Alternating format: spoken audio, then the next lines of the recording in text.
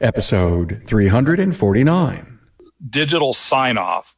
In other words, I'm a level 5 technician. I've just replaced a windshield that got cracked in a level 5 car. I've recalibrated it. Now I'm going to click the button, submit. It goes to possibly the OEM, who looks at what they've done digitally and says, yeah, you did it right. We're going to sign off on it. Or, no, you didn't. Go back and recalibrate the sensor or whatever. I think that that's probably where we're going to go with this.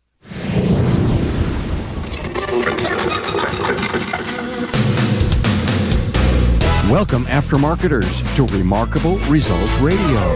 Listen to learn just one thing from today's episode on your journey to remarkable results.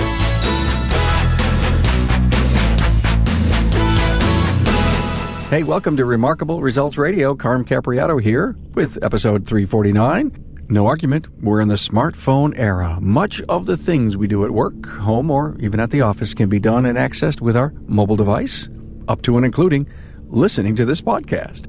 Hey, tech is the norm today. Almost everything we do has a tech element. Who would have thought our refrigerators would be connected?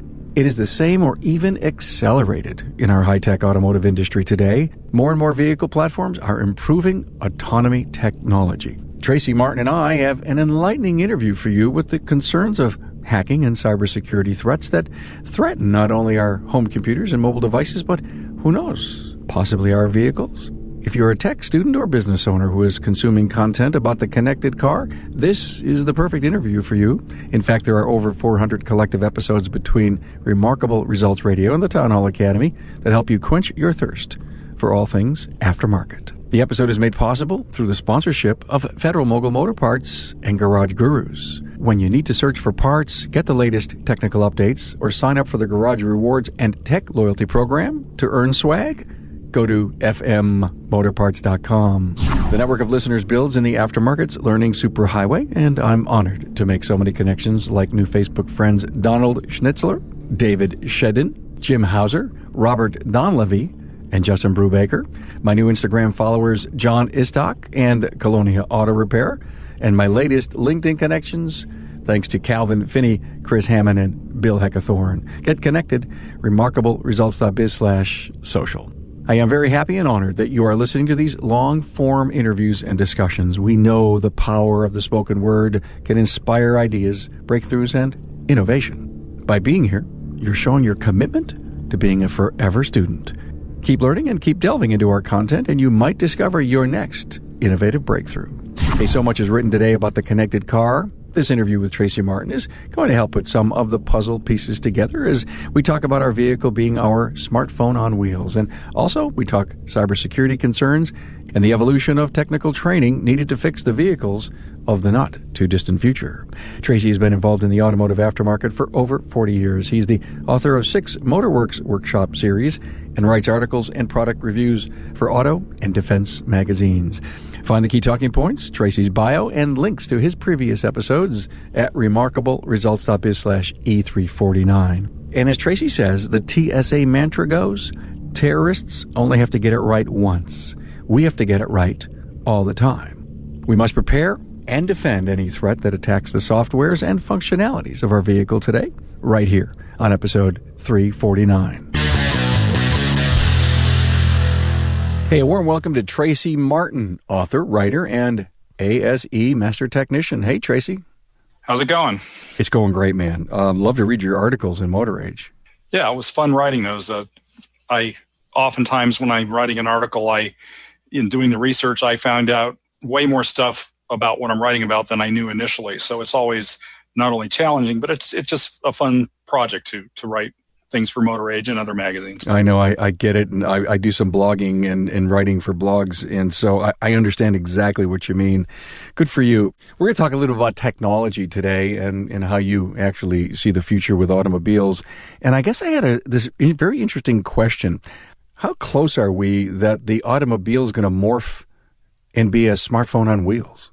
We're pretty close. I've done some research on that very question, and phones are sort of starting out the way automobiles did. I mean, 100 years ago, we had the first cars. Eventually, they were mass-produced, and we are where we are today. And the phones are kind of the same thing. a few interesting statistics. In 1881, there were actually 49,000 phones in the U.S., and of course, these were all connected with wires.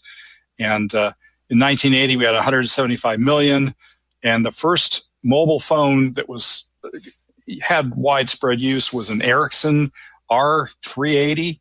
It wasn't even a smartphone. It was just the first mobile phone that a lot of people had. And in 2010, there was 62 million smartphones, and in 2018, there's 237 million. So the phones and the cars are both sort of following the same progression. But more to your question, over the next 10 years, automobiles will sort of morph into a rolling smartphone that happens to take you to the grocery store or on vacation or whatever. But it's also going to have a lot of the same functionality that your phone has, as far as using data and accessing the internet and telling you where you are and where you need to be and those kinds of things. I find it so interesting to think that if the automobile is going to be like the smartphone, and the smartphone is connected to the house and the alarm system and the refrigerator today, and it's amazing all the things that through Wi-Fi the telephone can do. How do you see that posing us a risk someday of cybersecurity? Because if we can hack ourselves at home, can we, what's the possibility of hacking cell phones, smartphones, and then ultimately hacking a car? It's not a possibility. It's a reality even today, although it's probably not widespread, but it certainly is happening. There's been a lot of instances where manufacturers have had their factory systems hacked. I know some manufacturers, Ford, I think Nissan, possibly Toyota, in different parts of the world had to shut down production lines when the WannaCry viral worm thing was infecting the internet, because it did affect those systems. But yeah, I mean, hacking an individual car is certainly something that is a reality. I know there's a hackers convention once a year. They have it, I think it's in San Francisco, but maybe it moves around. And for several years now, they've offered a prize. I think last year it was a brand new Ford F-150. And all you had to do is hack the car's software. And so it showed a picture of a bunch of guys sitting on tables with laptops, all hacking away at this car. And eventually someone was able to start the car up, and whoever starts it up gets to keep it. It took them 3 or 4 days, but they did it. So now these guys are professional hackers. And of course, no one's really looking over their shoulder. But obviously, if they can do it, criminals can do it as well. So where's the vulnerability inside of a service or repair shop? Repair shops, I think a lot of the smaller ones have a mentality that no one's going to hack me. I've got, 4 bays and, 4 or 5 guys that work for me. They're going to go after the dealerships, or they're going to go after the large chains.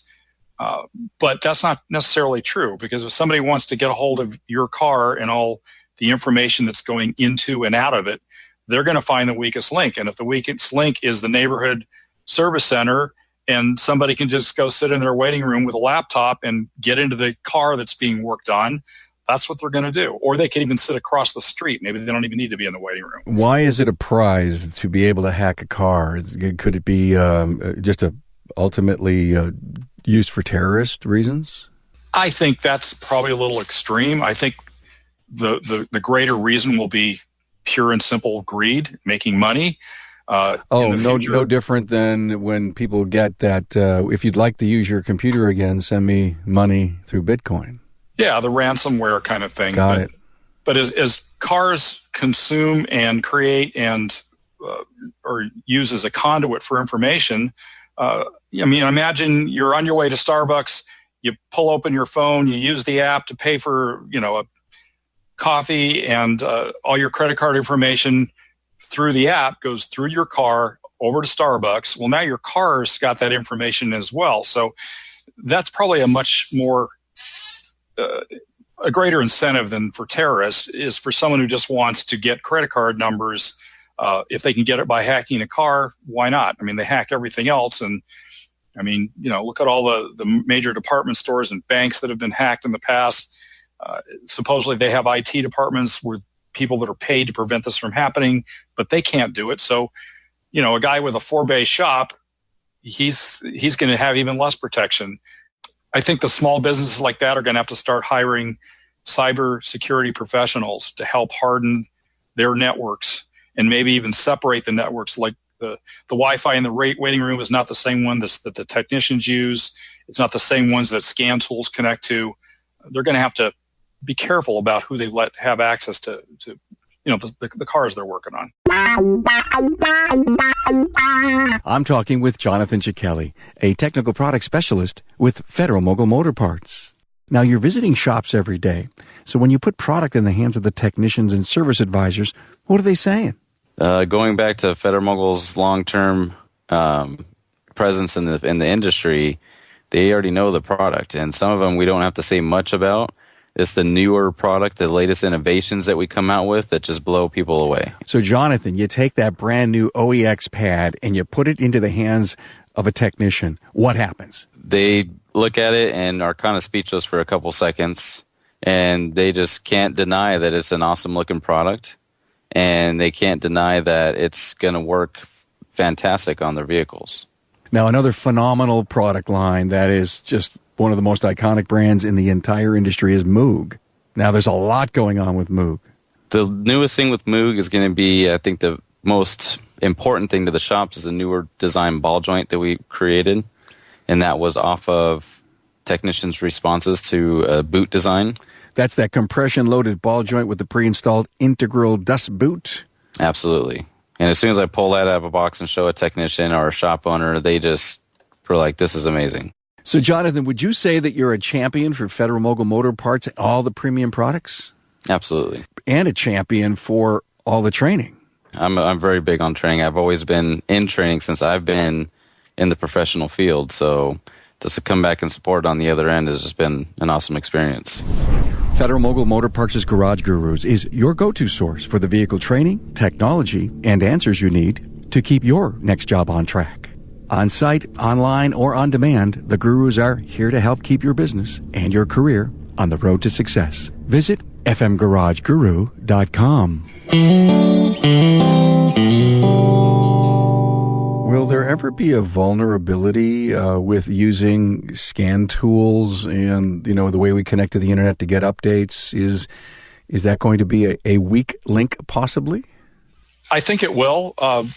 The scan tool manufacturers, since there's so many of them and there's no standard set for what they do, some of them will have better cybersecurity in place. Some of it will be built in the culture of their companies. Some won't. And that scan tool is plugged into your car, whether it's, through Bluetooth or Wi-Fi or even a hard link. But if it's broadcasting all that stuff all over the place and, it's online, yes, it's definitely a possibility. And I think scan tools are going to morph into much smarter tools.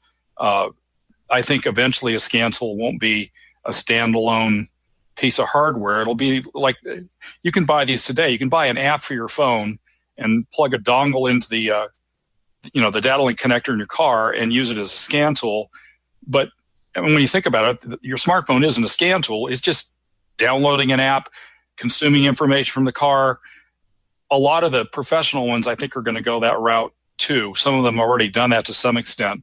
But I think that's going to become more and more where the scan tool is just going to be an access to the cloud, and it's going to access your car, and it's going to be you in the middle as a technician pushing the buttons, and all that information is going to be flowing back and forth. What about the OEs? What do they have to say about all of this? Well, unfortunately, they haven't had a huge culture of cybersecurity. I think they do like any big company within their own networks. But as far as, here we are producing a zillion cars and they're all connected to everything, I don't know if that culture has trickled down to that level in the same sense that it would be for any big company that has, cybersecurity professionals that keep their networks free. I keep thinking about how the OEs, for example, Cadillac, you have to be certified to be able to fix a certain class of their car if it was in a collision. You got to go to training for it, and you have to be certified. Put your thinking cap on level 5 autonomy. And when we think of level 5, we're thinking that maybe there's no steering wheel. I don't know, but let's just assume that. Maybe you can catch up with me on that later. But if that vehicle gets into a crash, won't you think that the government's going to want to talk to the OE, talk who repaired the car? Do you think we're getting into licensing and certification of anyone who would ever touch that vehicle? I think that's a possibility. I don't know how much interest the government has in that. Again, I'd go where the money is. Advertisers certainly are going to be very interested in that, but insurance companies are too. I mean, if vehicle A and B come together in an intersection and they both say, oh yeah, the other guy ran the red light, in the future it's going to be easy to look at a connected vehicle that is presumably connected to that red light as traffic infrastructure, and they're going to be able to say, yeah, it was vehicle A. You can see it right here in the data. I mean, they wouldn't even necessarily have to have a camera pointing at the intersection. All they have to do is have a GPS locator timed with the traffic light, and they can see who's running the red light.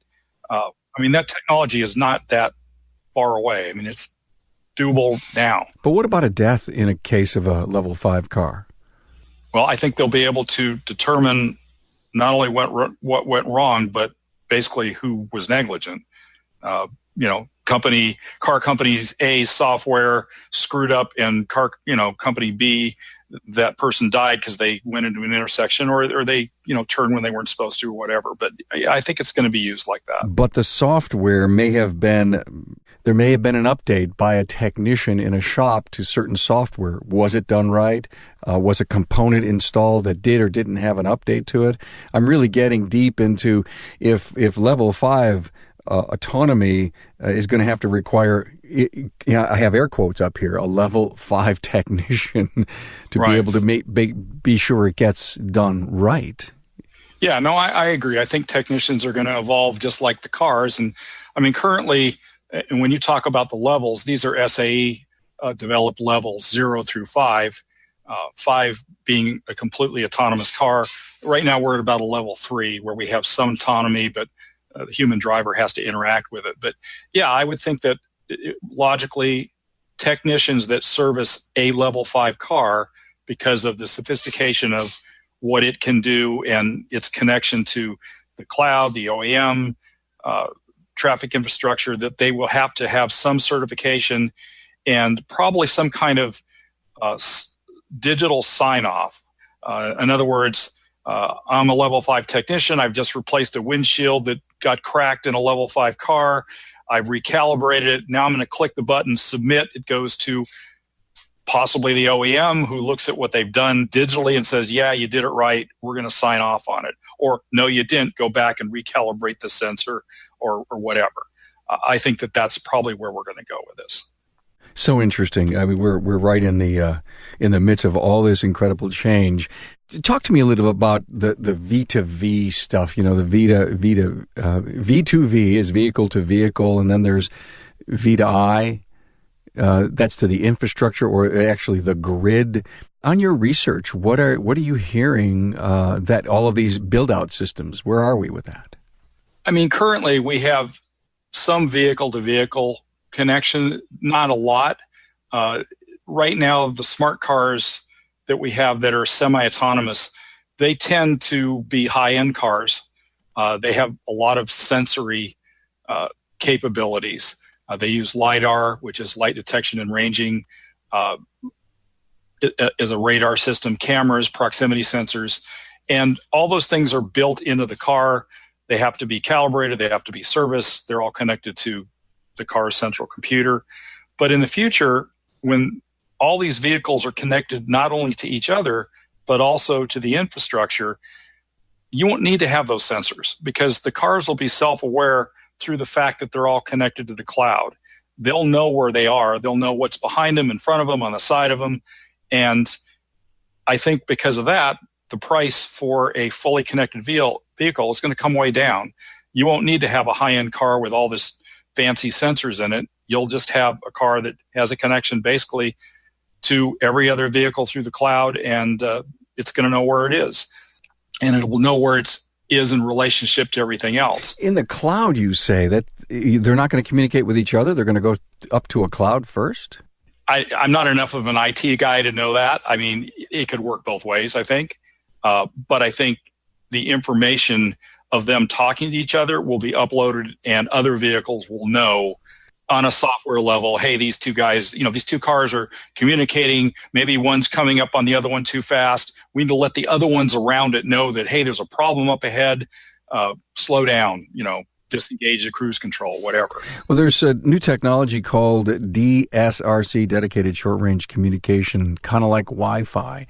Is that going to travel over the new 5G cell networks? I'm not that much of a techie. I assume it will. Okay. I think curious. That's the idea. I mean, it's like Wi-Fi. It's a lot more secure than Wi-Fi from my reading, and I think it will probably be used. It says short range, but actually it's a much greater range than Wi-Fi is. I mean, you could have literally the equivalent of cell towers along a highway that would use this DSRC to talk to all the cars. Hey, by the way, there's an accident up ahead. All you need to slow down or whatever. Smart stuff. Is this Star Wars to you, Tracy? You've been around the horn a little bit. Are you excited about it? Yeah, I think so. I remember when I was a smog technician in California, and this would have been probably mid-'90s or so, and that the Bureau of Automotive Repair, BAR, was talking about putting emission sensors on freeway on-ramps. And they actually had the technology to do this because I was able to see some of it in their lab. A car sitting at a stoplight waiting to get onto the freeway. They added stoplights to freeway on-ramps in an effort to, prevent the congestion on the freeway. But it would look at the exhaust and it could tell, this car is clean, this one's clean, that one isn't. And then a camera would take a picture of your license plate. The DMV would send you a nice letter. Hey, by the way, your car's puking stuff all over the place. Bring it in to our smog check center, and we need to run a test on it. And now you got to spend a bunch of money and go fix it. That was in 1994 or 5. So if that technology existed then, they just didn't use it. But I'm sure it's way more sophisticated now, and it's something like that will be easily deployed and used in numerous different ways. I mean, think about it. Already, a lot of states, when you go get your car smog tested, all they do is plug in their computer to your ALDL, press a button. If you don't have any emissions related codes, you pass. They don't even use a dynamometer, to actually run the engine. They just look at the computer because that's what those systems are designed to do. Is they're designed to check emissions. And theoretically, when you get a bad plug or a sensor that's going wrong, it turns on the check engine light. If during a smog check you get a code, they'll say, yeah, you need to get that fixed. But they don't actually have to test anything coming out of the engine. Who would have thought that, God, look at the gorgeous cars that we grew up with. Classic cars, automobiles that we just fell in love with. They were just so much fun to drive, so much fun to look at, really. And now think about this computer on wheels. And I keep hearing stories about lines of code that are going to be running our cars of the future. This sort of gets back to the security question. Some of the autonomous cars today have about 100 million lines of code embedded into the software that's used to do automatic parking or adaptive cruise control, that kind of thing. But within 10 years, you're going to have more than 500 million lines of code literally running the entire car. So that's a lot of risk exposure that you have to defend as not only an independent repair shop, but also an OEM.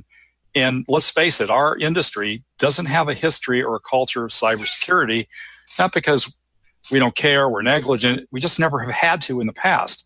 I think the OEMs in the future are going to start building the security into the products instead of adding them as Band-Aids. I always like to relate that to the early emissions programs. I'm talking like mid-'70s when the EPA came down on all the states, cars have to be cleaner. And you probably remember all these Band-Aid applications, ignition retard systems, restricting airflow and carburetors. I mean, all this Band-Aid stuff really didn't work well. The cars were horrible to work on. They didn't run right when they were fixed right. And the technicians that were successful were the ones that were able to sort of get around all those things and make the car run like it should. Well, with the advent of electronic fuel injection and computers, of course, we don't have that problem anymore. But The same thing is going to happen with the cars. And we've already seen this where cars can be hacked because the cybersecurity is an afterthought. It's a Band-Aid.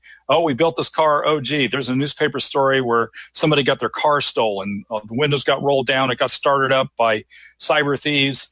We're going to add a patch to that so they can't do it. That's not the right way to design something. The right way is to not have to add the patch, have it in there already. And I think that that's where all this is going to go.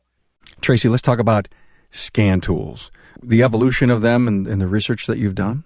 Yeah, I think that scan tool companies, oftentimes their reputation for usability as far as a diagnostic tool is better than the OEM equivalent. I know that's true for power sports. I did a lot of work with BMW. And as an example, they had a system that all BMW motorcycle dealers had to buy as part of their franchise. It was $5,000 or $6,000. And when a BMW motorcycle had a check engine light on, you would plug the thing in to read the codes. It would literally take you about an hour to read a code and another hour to erase it. And I was writing a book at the time, and I happened to get a scan tool from a guy in South Africa. He sent it to me. It was about $100 tool specifically for BMWs. And I took it to the shop because I know the guys that work at the shop. And I said, you guys have to see this. And they said, what are you going to do? I'm going to plug this thing in and read codes and erase them. And they go, well, we don't have time for that. I said, this is going to take 5 minutes. Now I have like 10 of them standing around me going, yeah, sure. And of course it did work. All you needed to do was a laptop and a Wi-Fi connection to the laptop. It read the code. I erased it, went away. And they were like floored.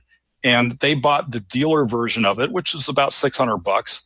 And they're still using it today as far as I know. So there's an example of an aftermarket scan tool company just doing a way better job than the OEMs are. And that's true in the automotive business as well. I mean, the success of Snap-on scanners, there's an example right there. The problem is, in the past, a lot of the aftermarket scan tool companies, if not all of them, use reverse engineering to figure out how to get access and or do diagnostics in a particular vehicle. And they're able to do that because there's nothing to stop them. You know, they can go buy a car, they can take the computer out, they can stick it on a bench, plug their tool into it, download the code, reverse engineering, figuring out how it all works, and then they can create software that does diagnostics. Well, I think the OEMs are going to stop that, not because they don't want aftermarket scan tool companies to be able to do it. They still want them to be able to produce an effective tool, but it's also a super weak link in the security of the software that runs the car and ultimately connects to the OEM. So they're going to close the door on that. And I think what'll happen is the OEMs have enough insight to know that without the aftermarket scan tool companies, they're going to be in trouble. They need these independent repair shops that buy this stuff to be successful. If all the independent repair shops went out of business tomorrow, the OEM dealerships wouldn't be able to service. There'd be a line with 500 cars outside each one. And they know that. And they know that that would be a ding with their credibility. So I think that they're going to start working with aftermarket scan tool companies, letting them have the source code under, secure environment, and let them develop what they need to develop. So I think that that's where that's going to go. That would be really, really, really smart, because I keep going back to this level 5, and just in case there's a death, somebody's going to want to know who touched that car, what software were they using, and were they factory trained or something on that order. As so the collision industry is going. Yeah, every plaintiff's lawyer is going to want to know that. Oh my God, yeah. I never brought that whole lawyer thing up, but the minute you bring that up, the answer is yes, do it right. If not, it's just too easy. Just too easy to hire a lawyer. I've been an expert witness for automotive cases for a number of years, and actually things were a little easier when cars had computers, because you could go download whatever was in there. Some of it was pretty primitive, But now, I mean, you can look at what the top speed of a car was at a particular time, and whether the guy had his foot buried in the accelerator or on the brake, and all those things were very useful as an expert witness to say, yeah, this guy wasn't paying attention and he just blew through this red light and did whatever damage he did. Mark my word, and I can't tell you how many years down the road, maybe 20. That there's going to be class action TV commercials. If you drive this kind of car with this level of software, blah, blah, and you had an accident, or I just imagine if we don't do some of our own policing. Hey, Tracy, people in the TSA. What do they have to say about all this? Yeah, I know that at TSA they have a mantra, and the mantra essentially is terrorists only have to get it right once. We have to get it right all the time. And of course, they're referring to airport security, which is, scanners and chemical explosive sniffers and all those kinds of things. And it's sort of the same thing with connected cars. I mean, there's going to be a lot of criminals seeing a lot of dollar signs, and they only have to break into a car that probably has a 10-year life cycle, which means basically they're going to have 10 years to figure out that car works a certain way and they can do something to get into it. The OEMs and the independent repair shops, they're going to have to be right all the time, where they know that whatever the criminals are doing, we have a counter or something that prevents them from doing it. Vehicles become more software defined, greater use of telematics, advanced safety systems. They're going to be connected to everything, driving themselves. I think that the industry is going to have to expect some pretty complex encryption protocols, and these will be the primary defense mechanisms to keep the bad guys out, let the people that are doing repairs in, and all of them working with the OEMs to make sure that everything is smooth, which protects branding for the OEMs as well as the reputation of any particular shop that's working on these vehicles. Hey, well said. Thanks for being here, Tracy. All right, it was a lot of fun. Yeah, this is enlightening. That's the best word that I could use. Very enlightening, and a discussion that we need to have more often than once a year. So thanks for being here. All right, thanks for having me. Hey, thank you, Tracy Martin, for your time to offer your perspective on the vigilance we will need to manage cybersecurity and the evolving high-tech vehicle as the levels of autonomy become standard equipment in our vehicles today. Your wisdom and expertise proves to be an invaluable ally to our industry. Find the key talking points, additional bioinformation on Tracy Martin at remarkableresults.biz/E349. Hey, tell a friend about the Remarkable Results Radio podcast and the power of the spoken word. Email me, carm at remarkableresults.biz. That's B-I-Z. Hey, we'll talk soon.